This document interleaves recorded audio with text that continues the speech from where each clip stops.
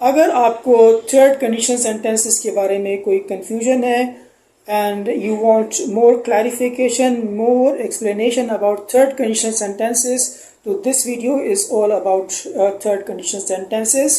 Third condition sentences is the last type of sentences in the sequel, in the series of conditional sentences. I hope that you already know about the types of conditional sentences.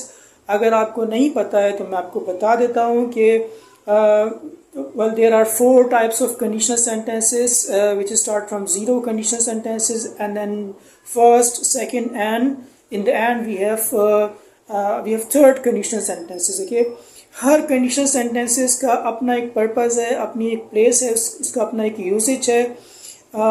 मैं पहले discuss कर चुका हूँ. I have already uploaded 0 conditional sentences, first और second conditional sentences का जो videos हैं मैं ऑलरेडी अपलोड कर चुका हूँ.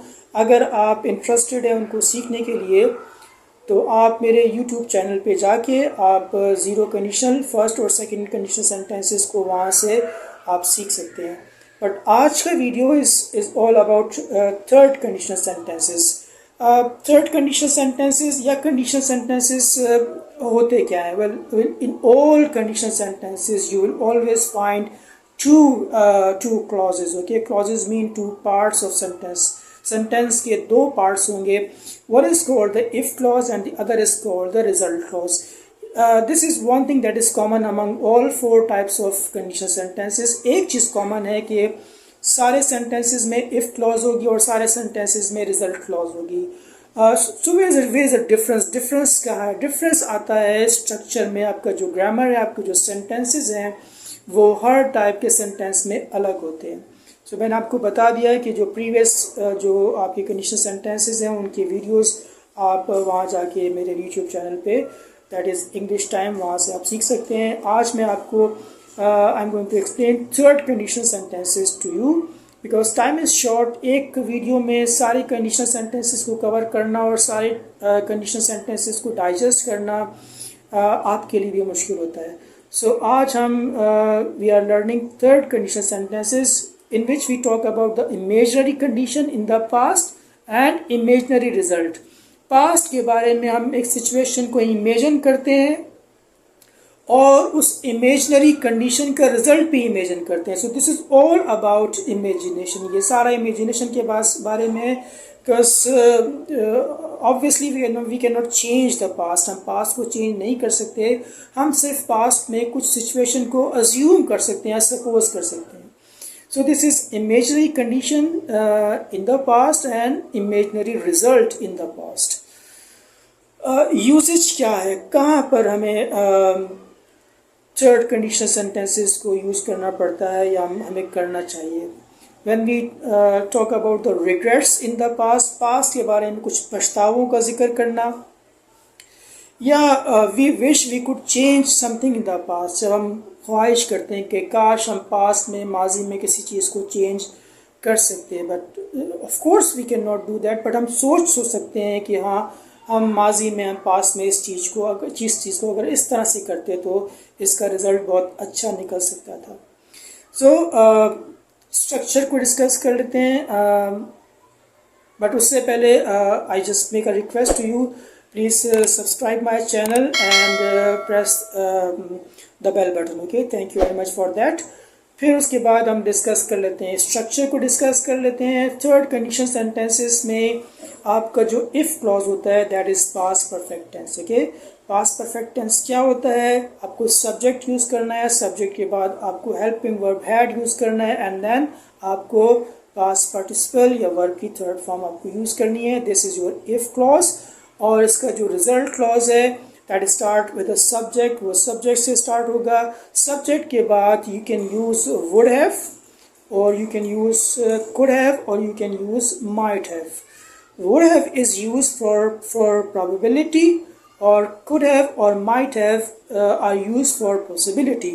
ये फर्दर जब मैं आपके साथ एग्जांपल्स शेयर करूँगा तो आपको समझ में आ जाएगा. So just keep going with me, मेरे साथ चलते रहें. And now we are going towards the examples को सीख लेते हैं इसकी. लेट्स से रिग्रेट्स क्या होते हैं? पछतावे। हम सब के पास अपने माजी को लेके बहुत सारे पछतावे हैं कि हाँ, अगर हम ऐसा करते तो ऐसा हो जाता, या अगर वो ऐसा ना करता तो ऐसा ना होता, and blah blah, so many things. So regrets, पछतावे। See sentence number 1. If I had left earlier for the airport, I wouldn't have missed the flight. तो ऑब्वियसली ये एक रिग्रेट है, एक पछतावा है कि अगर मैं जल्दी एयरपोर्ट के लिए रवाना हो जाता तो मुझसे फ़्लाइट मिस ना होती। I wouldn't have miss the flight, to flight miss, मुझसे मिस ना होती। That is probability. ये प्रोबेबिलिटी है क्योंकि हमने वुड हैव यूज़ किया है। See sentence number 2. If you had invested in real estate, अगर आप रियल इस्टेट में इन्वेस्ट करते हैं, well you are saying this to your friend, अपने फ्रेंड से कह रहे हैं। If you had invested in real estate, अगर आप रियल इस्टेट में इन्वेस्ट करते some time in the past, you could have made more money, तो आप बहुत सारा पैसा कमा सकते थे, मतलब अब कुछ नहीं हो सकता। This is only a regret. Number 3 sentence. If she had participated in singing competition, अगर वो सिंगिंग कॉम्पिटिशन में पार्टिसिपेट करती पास्ट में, शी माइट हैव वन, तो शायद वो जीत जाती। She might have one, this is possibility. The other thing that I told you we could use third conditional sentences is for wishes, ख्वाहिशात के लिए, माजी की ख्वाहिशात के लिए आप third conditional sentences को यूज कर सकते हैं। See example number 1. If I had enough money, if I had enough money.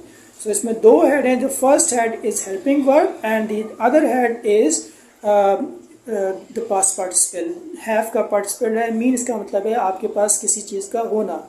So first had helping verb है और दूसरा हैड आपका फुल फ्लैश्ड वर्ब है। If I had enough money, अगर मेरे पास काफ़ी पैसे होते, आई would have bought a new house, तो मैं एक नया घर खरीद लेता। So that is my wish in the past. Number 2. If I had been in the team, अगर मैं टीम में होता, like any team, if I had been in Barcelona और if I had been in Real Madrid, blah blah, so I would have scored 3 goals, तो मैं 3 goal करता। Well this is all about wish. सबसे पहली बात तो ये past गुजर चुका है, फिर उसके बाद बार्सिलोना टीम का मेंबर बनना या रियल स्टेट या रियल मैड्रिड का मेंबर बना, that is again a very difficult thing. तो ये भी एक विश है और ये प्रोबेबिलिटी है। दोनों फर्स्ट 2 सेंटेंसेस में प्रोबेबिलिटी है, वुड हैव, सेकंड में भी वुड हैव है, ये प्रोबेबिलिटी है। Number 3 sentence. If she had been in the city she might have visited me, अगर वो शहर में होती some time in the past, तो शायद वो मुझसे मिलने के लिए आती। और दिस इज़ माई विश, ये मेरी विश है, तो शायद वो मुझसे मिलने के लिए आती। फिर भी मुझे शक है, यानी पास्ट के बारे में भी मुझे शक है कि वो आती या ना आती, but I am just assuming कि शायद वो आती। So my dear, these are the examples of third conditional sentences. I hope you must have enjoyed बहुत interesting ये structure है, बल्कि सारे conditional sentences are very interesting, बहुत मज़ा आता है इनको करने में, and that is an important part of English conversation. English grammar का एक बहुत important topic है।